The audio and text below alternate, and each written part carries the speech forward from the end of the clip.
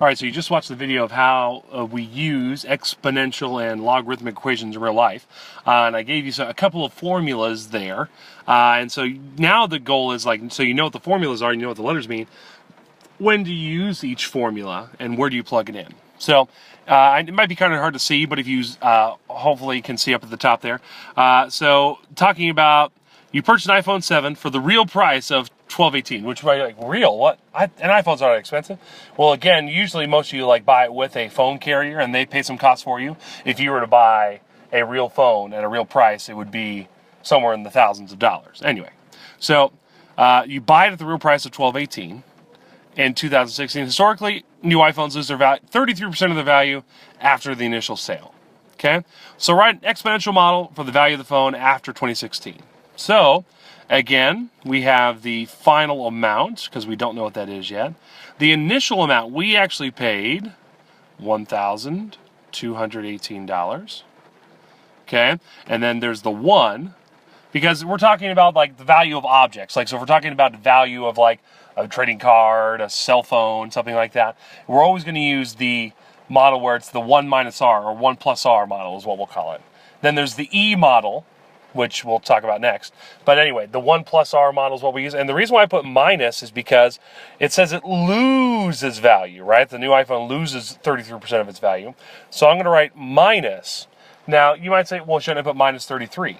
No, because it said 33%. When we actually plug in percentages to formulas, we use the decimal equivalent, which would be 0.33. All right, and then it's to the t power. All right. So this would be my formula, so 1 minus 0.33 to the t power, okay? And that is how we would write the equation for this. We'll do all the other things like sketching the graph and all that kind of stuff later, but this would be the setup of the equation for that first question. All right, the second question, here we go. So a scientist puts 50 bacteria into a dish. When she checks 8 hours later, she finds 250 bacteria, okay? So for bacteria growth, we actually need the bacteria function. We're going to use the E one. So again, it starts off A of t, or A sub t, equals, again, do we have an initial value? Yes, she said she put 50 bacteria. Okay, so 50. E, and then R, we don't know what the rate is yet, right? Because all we know is that, I'm sorry, let's go back. So, final amount, she said she finds 250 bacteria after only having 50 from before, right? So that's why 250 is the final amount, and 50 is the initial. Then we have E, because it's a bacteria problem.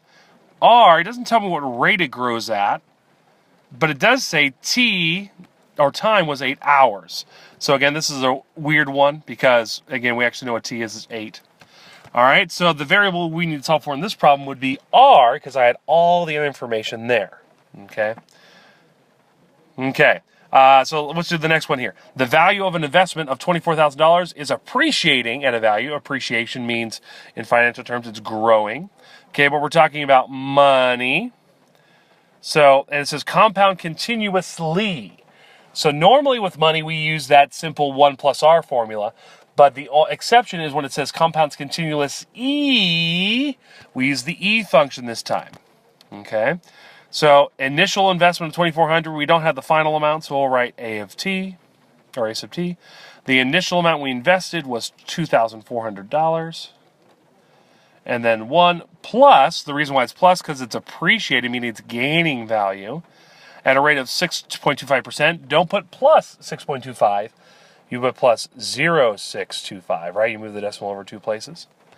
All right. And then to the t power, we don't know what that is yet, so I'll put t up here. Okay. Oh, and Mr. Schwant, you already made a mistake. You just said it. Come on. So if it's continuously, it's an E problem, so you put E, and then again the rate, you put the decimal point 0.625, and then we don't know what time is yet, so I'll put t up there. All right, the next section, population of residents in a town can be modeled by the function, so we already have it there, okay? So, and sometimes we might just give you the function to do. All right, so that is how you set it up. Obviously, for those of you who are savvy, you can do the rest of the questions here, but this was just an exercise of recognizing which of the formulas to use or which function to use, and then plugging in the information.